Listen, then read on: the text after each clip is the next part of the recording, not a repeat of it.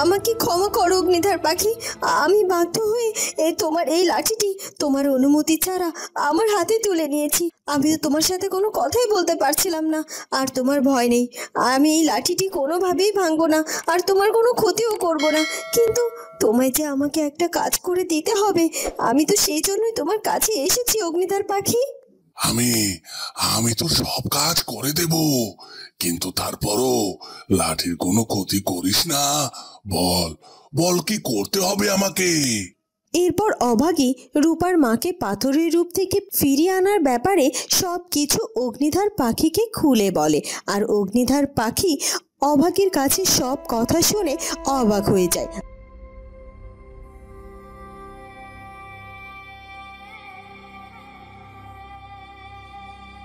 এসব কি বলছিস কি তুই? তুই ওই ছেলেটাকে খুঁজে পেলি না? তোর জন্য, একমাত্র তোর জন্যই ওই ছেলেটাকে আমার আয়ত্তে নিয়ে আসতে পারলাম না। আমার তো এখন মনে হচ্ছে যে ওই ছেলেটা আর কেউ নয়, নিশ্চয়ই রাজপ্রাসাদের কেউ একজন হবে। রাজা মশাইয়ের কোনো খবর না পেয়ে রাজা মশাইকে এখানে অবধি খুঁজতে চলে এসেছে। এখন তো সত্যি সত্যি আমি চিন্তায় পড়ে গেলাম। মন্ত্রী মশাই, আপনি এত চিন্তা করবেন না। শুধু শুধু আমার মনে হয় এই ছেলেটা এখানে এসে মহারাজকে কোথাও খুঁজে না পেয়ে দিব্যি চলে গিয়েছে, এদিকে ভুলেও ফিরবে না। তোর কি মনে হলো? সেটা দিয়ে তো কোনো কিছু এসে যায় না। সব থেকে বড় কথা হলো, ওই ছেলে যেহেতু একবার জঙ্গল অবধি পৌঁছে গেছে, তখন ঠিকই মহারাজের খোঁজ পেয়ে গেছে, আর নিশ্চয়ই কোথাও লুকিয়ে আছে। আর তাই বলছি, আজকের মধ্যে যে করেই হোক ওই ছেলেটাকে আমার সামনে এনে হাজির করবি, না হলে কাল মহারাজের সাথে সাথেই আমি তোর গর্দান নেব। না না মন্ত্রী মশাই, আমি যেভাবে হোক ওই ছেলেকে খুঁজে বের করে আপনার সামনে নিয়ে আসব, আপনাকে কথা দিচ্ছি আমি। এই কথা বলে লোকটি সেখান থেকে চলে যায়। সত্যি কি আমাকে কেউ খুঁজতে এসেছে? সত্যি যে এবার আমার মনের মধ্যে আশার আলো জাগতে শুরু করেছে। এবার আমার মনে হচ্ছে হয়তোবা আমি কোনো না কোনোভাবে এই বন্দি জীবন থেকে মুক্তি পেতে পারি। তবে মন্ত্রীও তো চারদিকে চোখ কান খোলা রেখেছে। কেউ যদি সত্যি আমাকে মুক্ত করার জন্য আসে, তাহলে তো তার ক্ষতি হয়ে যেতে পারে। আরও কিছুতেই চাইবে না আমি এখান থেকে ফিরে রাজপ্রাসাদে যাই, কারণ আমি রাজপ্রাসাদে ফিরে গেলে তো ও আর ওর ছেলে দুজনে মিলে রাজ্য দখল করতে পারবে না। আর তাই ও যে কোনো উপায় চাইবে, আর যে আমাকে মুক্ত করতে এসেছে তাকে শেষ করে দিতে। তবে এখন এসব নিয়ে চিন্তা থেকে সব থেকে বেশি চিন্তা হচ্ছে আমার রানীকে নিয়ে। আমার রানী রাজপ্রাসাদে আছে, জানি না ওরা আমার রানীর সাথে কি করেছে। আমার রানী ঠিক আছে কিনা সে খবর তো আমি জানতে পারছি না। এতটা সময় তো লাগার কথা নয় অভাগীর, অনেকটা সময় তো পেরিয়ে গেছে। অভাগী ওই অগ্নিধার পাখির উদ্দেশ্যে রওনা দিয়েছে, আর তার তো ফিরে আসার কোনো চিহ্ন দেখতে পাচ্ছি না। ওদিকে তো সন্ধে হতে আর খুব বেশি একটা দেরিও নেই, আর এতক্ষণে তো আর ফিরে আসার কথা। তাহলে কি অভাগী সত্যি সত্যি অগ্নিধার পাখির কাছে গিয়ে কোনো বিপদে পড়েছে? ও কি অগ্নিধার পাখিকে সাথে করে নিয়ে আসতে ব্যর্থ হয়েছে? না না না না, সেটা যদি হয় তাহলে আমি কখনো কোনোদিনও তো আমার মাকে সুস্থ করতে পারবো না। তখন কি হবে? তখনই রূপা দেখতে পায় যে দূর থেকে বিশাল একটা কিছু উড়ে আসছে তার দিকে। এ কি, আকাশ থেকে ওটা কি উড়ে আসছে এভাবে? এ তো অনেক বিশাল একটা কিছু দেখতে পাচ্ছি। আচ্ছা, এত বড় পাখি এখানে কি করে এলো? আর মনে হচ্ছে পাখির পিঠে চড়ে রয়েছে দুজন, আর ওই দুজনই বা কারা? আচ্ছা, এই পাখিটা আবার অগ্নিধার পাখি নয় তো? হ্যাঁ হ্যাঁ হ্যাঁ, সেটা হতেই পারে। এটা নিশ্চয়ই অগ্নিধার পাখি। অভাগী মনে হয় ওই অগ্নিধার পাখিটাকে সাথে করেই ফিরছে। আমার এতটা দিনের স্বপ্ন অপেক্ষার অবসান হতে চলেছে। কিন্তু একটা ব্যাপার আমি বুঝতে পারছি না, আর সেটা হলো ও তো একা গিয়েছিল অগ্নিধার পাখিকে নিয়ে আসতে, কিন্তু অগ্নিধার পাখির পিঠে তো দেখছি আরও একজন বসে আছে। আর সে কে সেটাই তো বুঝতে পারছি না। আর অভাগী তাকে বা কি করে পেল? তখনই অভাগী আর রাজকুমার সে অগ্নিধার পাখির পিঠে চড়ে এসে রূপার সামনে দাঁড়ায়। অন্যদিকে সাধু বাবা বুঝতে পেরে যায় যে অভাগী অগ্নিধার পাখিকে সাথে করে নিয়ে তার গন্তব্যে ফিরে এসেছে। বাহ অভাগী বাহ, সত্যি তোর তারিফ না করে আমি পারছি না মা। তুই অসাধ্য সাধন করেছিস। তুই যে ওই আগুন পাখিকে বশে এনে ফেলেছিস আর তুই তোর গন্তব্যেও পৌঁছে গিয়েছিস। সত্যি তোর বারবার এইভাবে সফলতা দেখে সত্যি আমি মুগ্ধ হচ্ছি। আর আমার মনে হয় তুই একটা সময় সব কিছু জয় করতে পারবি মা। আর এখন যেহেতু মহৎ কাজ করতে যাচ্ছিস সেহেতু আমাকে যে তোর পাশে গিয়ে দাঁড়াতেই হবে। আর সব থেকে বড় কথা হলো তুই তোর শত্রুকে বাঁচানোর জন্য নিজের প্রাণের মায়াও ত্যাগ করতে পারিস। সত্যি অভাগী, তোর কোনো তুলনা নেই। তুই অপেক্ষা কর মা, আমি এক্ষুনি তোর কাছে আসছি। এ কথা বলে সাধু বাবা অদৃশ্য হয়ে যায়। ওদিকে সেই তোতা পাখিটা কিছুটা জল এনে মোরলের চোখে মুখে জলের ছিটা দেয় আর সাথে সাথে মোরলের জ্ঞান ফিরে আসে। এই তো মোরল মশাইয়ের মনে হচ্ছে জ্ঞান ফিরে এসেছে। যাক, মোরল মশাইয়ের বড় কোনো ক্ষতি হয়ে যায়নি, ওনার জ্ঞান ফেরাতে পেরেছি আমি। এটা যে অনেক বড় পাওয়া। আহ আহ এ কি আমি কোথায়? মনে হচ্ছে এটা অভাগীদের বাড়ি, কিন্তু আমি এখানে কি করে এলাম? ও আচ্ছা, আমার মনে পড়েছে। তার মানে এতক্ষণ আমি অজ্ঞান হয়েছিলাম, এখন আমার জ্ঞান ফিরে এসেছে মনে হচ্ছে। হ্যাঁ হ্যাঁ হ্যাঁ, তাই তো। তখন তো ওই প্রহরীটা আমার মাথায় এমনভাবে আঘাত করলো যে কিছুক্ষণের মধ্যে কি হয়ে গেল বুঝতে পারলাম না। আর এখন দেখছি এখানে কোনো প্রহরীও নেই, আর অভাগীর ভালো মাও নেই। তার মানে প্রহরীরা অভাগীর মাকে ধরে দিয়ে রাজপ্রাসাদে চলে গেছে। কিন্তু আমার জ্ঞানটা ফিরিয়ে আনলো কে? এখানে তো কাউকেই দেখতে পাচ্ছি না। তখনই মোরল মশাই উঠে দাঁড়ায় আর দেখতে পায় সেখানে একটি মাত্র তোতা পাখি ছাড়া আর কেউ নেই। এ কি, এই পাখিটি ছাড়া তো এখানে আর কেউই নেই দেখতে পাচ্ছি। তার মানে কি এই পাখিটি আমার জ্ঞান ফিরিয়ে এনেছে? তাই হয়তো বা হবে। পাখি, তোমাকে অনেক ধন্যবাদ আমার জ্ঞান ফিরিয়ে সুস্থ করে দেওয়ার জন্য। এই তো মোরল মশাই উঠে দাঁড়াতে পেরেছে। এখন আর কোনো চিন্তা নেই। মোরল মশাইয়ের যে বড় কোনো ক্ষতি হয়ে যায়নি, এটাই তো অনেক। তবে মোরল মশাই, আপনি আমার কাছে ক্ষমা চাইবেন না, কারণ আমি আপনার জ্ঞান ফিরিয়ে আনতে পেরেছি, এতেই অনেক খুশি হয়েছি। আর তাছাড়া আপনার কাছে তো আমি অনেক ঋণী মোরল মশাই। আপনি তো অনেক ভালো একজন মানুষ। দিনের পর দিন আমার আর আমার মেয়েটাকে সাহায্য করে গেছেন। কিন্তু দিদিকে তোরা রাজপ্রাসাদে ধরে নিয়ে গেল। এখন দিদিকে কি করে উদ্ধার করব আমি? কানি বুড়ি, তুই এখানে থাকবি আর এই সাত করা মোহরকে পাহারা দিবি। আর আমাকে কিছুক্ষণের জন্য দরকারে একটা জায়গায় যেতে হবে। তুই চিন্তা করিস না, আমি খুব শীঘ্রই ফিরে আসবো। কিন্তু দিদি, তুমি এখন আবার এই সময় কোথায় যাবে? তুমি তো কিছুক্ষণ আগেই বললে যে এবার নাকি তোমার সামনে অনেক বড় বিপদ আসতে চলেছে। আর শুধুমাত্র বিপদই নয়, তোমার নাকি অভাগীর হাতে মৃত্যু হতে পারে। তাহলে তুমি এখন এখান থেকে কোথায় যাচ্ছ? কানে বুড়ি, ওই অভাগীর হাতে আমার মৃত্যু আছে, এটা কি আমি শুধু শুধু চুপচাপ মেনে নেব বল? না না না না, কিছুতেই না। আমি কিছুতেই ওই অভাগীর হাতে মৃত্যুবরণ করব না। তার আগে অভাগীকে আমি শেষ করে দেব। আর সেই জন্য আমাকে এক্ষুনি বেরোতে হবে। আর সব থেকে বড় কথা হলো, ওই সাতঘরা মোহর আমি অনেক কষ্টে অর্জন করেছি। আর এই সাতঘরা মোহরের মালিকও আমি। অভাগীকে কিছুতেই হতে দিতে পারি না। তাই বলছি, তুই এখানে থাক, আমি অভাগীর একটা না একটা ব্যবস্থা করার জন্য বের হচ্ছি।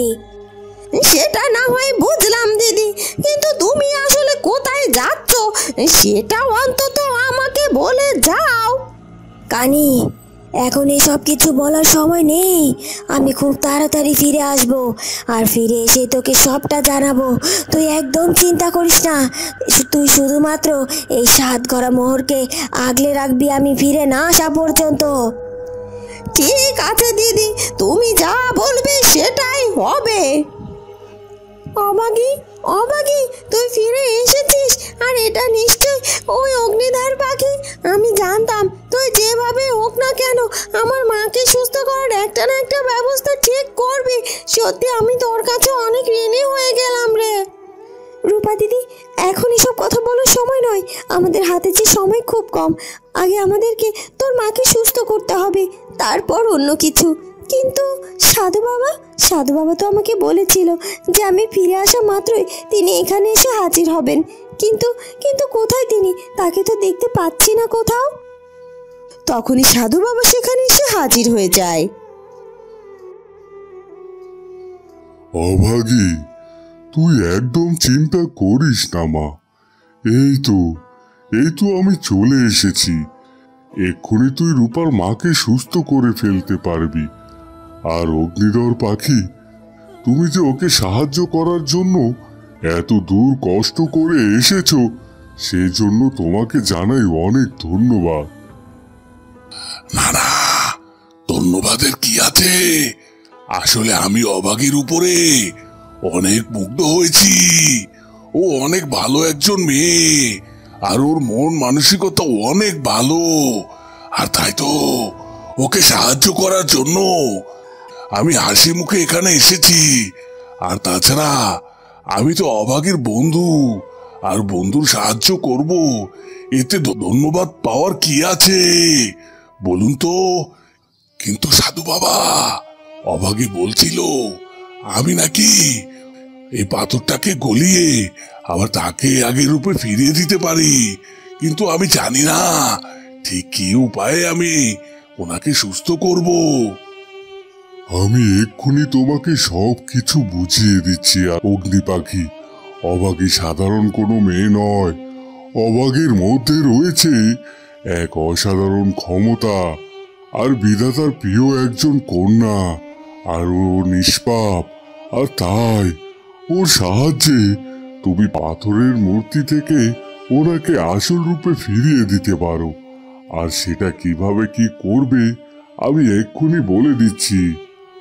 অভাগী, যতক্ষণ না রূপার মা সুস্থ হচ্ছে ততক্ষণ তুই এইভাবে চোখ বন্ধ করে শুধুমাত্র বিধাতাকে স্মরণ করতে থাকবি। আর আগুন পাখি, যখন অভাগীর চোখ বন্ধ করবে তখন তুমি এই মূর্তিটির উপর তোমার অগ্নিশিখা নিক্ষেপ করতে থাকবে। তাহলেই ওনাকে আসল রূপে ফিরিয়ে আনা সম্ভব। ঠিক আছে সাধু বাবা।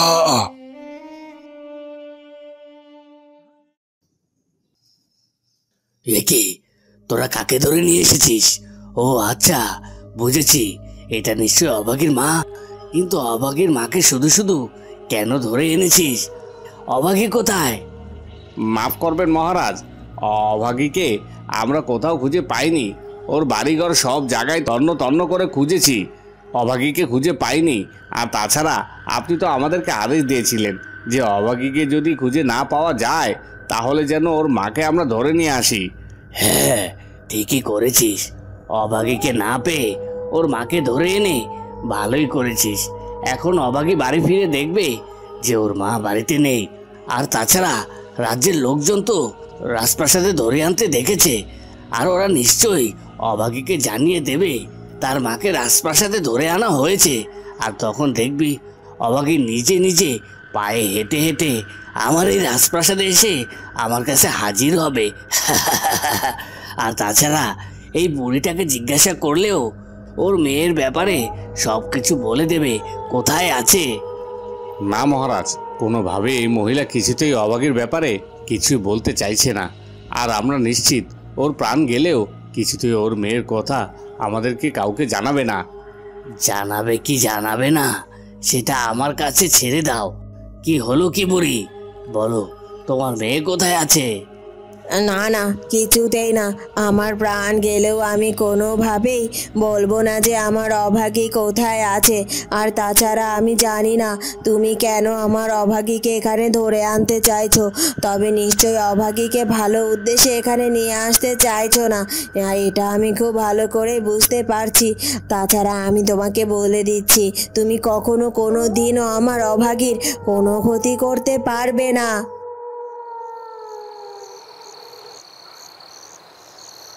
বেশ অনেকটা রাত হয়ে যায়। দাসী, একে একে তো সময় পেরিয়ে যাচ্ছে, রাতও হয়ে গেছে, এখনো তো আমার কুমার ফিরে এলো না। আমার কুমার কি তাহলে মহারাজকে খুঁজে পায়নি? ও কি আমার মহারাজকে খুঁজতে গিয়ে আবার আমার কাছ থেকে হারিয়ে গেল? একবার আমার কুমার আমার কাছ থেকে হারিয়ে গিয়েছিল। অনেক অনেক কষ্টে আমি আবার আমার কুমারকে ফিরে পেয়েছি। এখন আবার যদি আমার কাছ থেকে হারিয়ে যায় তাহলে? রানীমা, আপনি চিন্তা করবেন না। আর যখন থেকে রাজকুমার মহারাজকে খুঁজতে বেরিয়েছে তখন থেকেই দেখছি আপনি এভাবে বাইরে দাঁড়িয়ে আছেন। আপনি এখানে এভাবে দাঁড়িয়ে না থেকে ঘরে চলুন তো, বিশ্রাম করবেন, না হলে যে আপনার শরীর আরো অনেক বেশি খারাপ হয়ে যাবে রানীমা। আর দেখবেন ঠিকই রাজকুমার মহারাজকে নিয়ে ফিরে আসবে, আপনি একদম ভাববেন না রানীমা। চিন্তা কি আর এমনি এমনি করছি নাকি? কারণ শত্রুর তো আর অভাব নেই। কারণ রাঘব যে তার লোকজনকে ছড়িয়ে ছিটিয়ে রেখেছে আমার কুমার আর মহারাজের ক্ষতি করার জন্য, আর তাই তো এত চিন্তা হচ্ছে আমার। রানীমা, আপনি এত চিন্তা না করে বিধাতার উপর ভরসা রাখুন, কারণ বিধাতা চাইলে সব কিছু করতে পারে। আর বিধাতার কাছে প্রার্থনা করুন, দেখবেন সব কিছু ঠিক করে দেবেন তিনি। ওদিকে অভাগী তার চোখ বন্ধ করার সাথে সাথে সেই অগ্নিধার পাখি তার মুখ থেকে অগ্নিশক্তি প্রয়োগ করতে থাকে, আর অভাগীর কপাল থেকেও এক ধরনের শক্তি বের হতে থাকে, আর সেই শক্তি একত্র হয়ে অভাগীর মায়ের শরীরকে স্পর্শ করে। কি দেখছি, অভাগীর কপাল থেকে তো জাদু শক্তি বের হচ্ছে। তার মানে কি অভাগী সত্যি কোনো সাধারণ মেয়ে নয়? আমি মনে মনে যা ভেবেছিলাম তাই তো হচ্ছে। অভাগী সত্যি সাধারণ কোনো মেয়ে নয়, ও হলো বিধাতার আশীর্বাদী কন্যা। আর তাই আমি অভাগী আর অগ্নিধার পাখির সাহায্যে হয়তোবা আমার পিতামশাইকে খুঁজে বের করে আমার মায়ের কাছে ফিরে নিয়ে যেতে পারবো। সত্যি আমি অভাগীকে যত দেখছি ততই যেন মুগ্ধ হচ্ছি।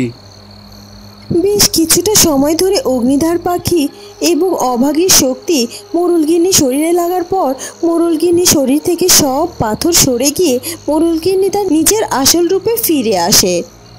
মা, ও মা, তুমি তোমার নিজের রূপ ফিরে পেয়েছো মা, তুমি আর পাথর নও মা। তাই তো, আমি তো পাথরে পরিণত হয়েছিলাম, এখন তো আমার শরীরে আর কোনো পাথর নেই রে। আমি নড়তে পারছি, আমি কথাও বলতে পারছি, আর তাছাড়া আর আমার মনে হচ্ছে আমি সুস্থ হয়ে গেছি রে মা। তুমি সুস্থ হয়ে গেছো শুধু সেটাই নয়, তোমাকে সুস্থ করে তুলেছে কে জানো? ওই অভাগীর জন্যই তো আমি আবার তোমাকে আমার কাছে ফিরে পেয়েছি মা। কি বলছিস কি মা রূপা? অভাগী আমাকে সুস্থ করে তুলেছে? সত্যি বলছিস তুই? তখনই অভাগী তার চোখ খোলে আর দেখতে পায় যে সত্যি সত্যি মোরলগিন্নি তার নিজের রূপ ফিরে পেয়েছে। আর অভাগী এই সব কিছু দেখে অনেক খুশি হয়। বন্ধুরা, কেমন লাগলো আমাদের আজকের পর্বটি? যদি ভালো লাগে তাহলে অবশ্যই আমাদের চ্যানেলটিকে সাবস্ক্রাইব করে দিও। দেখা হবে পরবর্তী পর্বে। ধন্যবাদ।